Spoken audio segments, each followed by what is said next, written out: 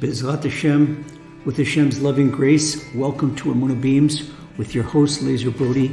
Today's podcast is entitled Balancing Effort and Emuna, and it's a vital answer to what many people are asking now in the midst of the coronavirus pandemic about how much we should be putting effort into doing everything that the medical authorities tell us to do, and how much we should be relying on faith and trust, what we call Emuna and bitachon.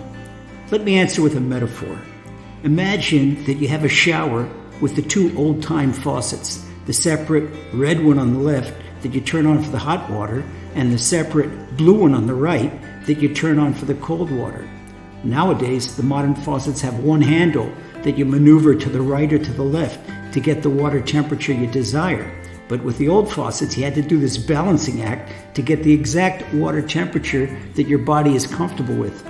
Well, suppose the water coming out of the shower head is too cold. You can now do one of two things. Either you turn down the cold water or you turn up the hot water. Well, sometimes you think the easiest thing to do is to turn down the cold water, but then you're only left with the trickle. In that case, it's better to turn up the hot water and maintain decent water pressure, because if there's only a trickle, it's going to take you an hour to shower. Well, let's go a step further and let you understand what we're talking about.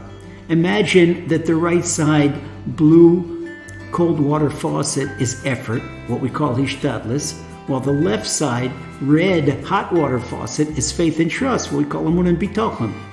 Our health authorities are telling us to do an entire list of things to keep ourselves healthy. A week ago they were recommendations, but now they're mandatory.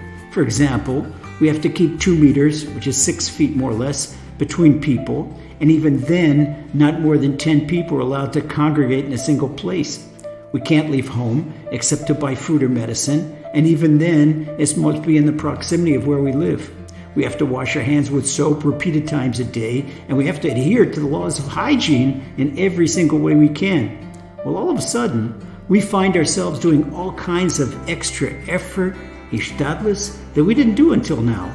This could be like pouring cold water on our Emuna when we think that avoiding and overcoming the coronavirus depends on doctors and the health department, quarantine, and hygiene.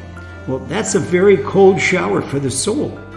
This is a time of crisis, and we have to turn on more spiritual hot water. In other words, more Emuna and bitachon, more faith and trust in Hashem, to warm up our souls and to maintain our spiritual hygiene. On the other hand, there are ridiculous people that scoff at health department regulations and say that Emuna is all they need without doing the prescribed effort. Well, those people are burning their souls with a boiling hot shower of Emuna and no effort to temper it. Really, it's not Emuna at all, because the type of fake Emuna that says we don't need effort can lead people into carelessness to the effect that they infect other people, and if they infect other people, they become potential accomplices of attempted murder, even murder itself. Why is that? If a person fails to heed government health directives or the traffic laws, for example, he or she is transgressing the Torah. Therefore, when the shower of Emuna is too hot, we have to add the cold water of proper effort to properly temper things. People ask, why can't we live on effort alone or on Emuna alone? Well, the answer is simple. An angel is a spiritual entity in its entirety. Therefore, the angel can live on Emuna alone. An animal, outside of its basic life force, what we call nefesh, is completely physical. So an animal can suffice on effort alone, spending most of its time foraging in search of sustenance. Well, since we humans have the bodies of animals and the souls of angels, we need both the effort and the Emuna, the hot water faucet and the cold water faucet. One without the other will either freeze us or burn us. Therefore, if we want a pleasant life in this world, we have to constantly fine-tune our balance between Emuna and effort.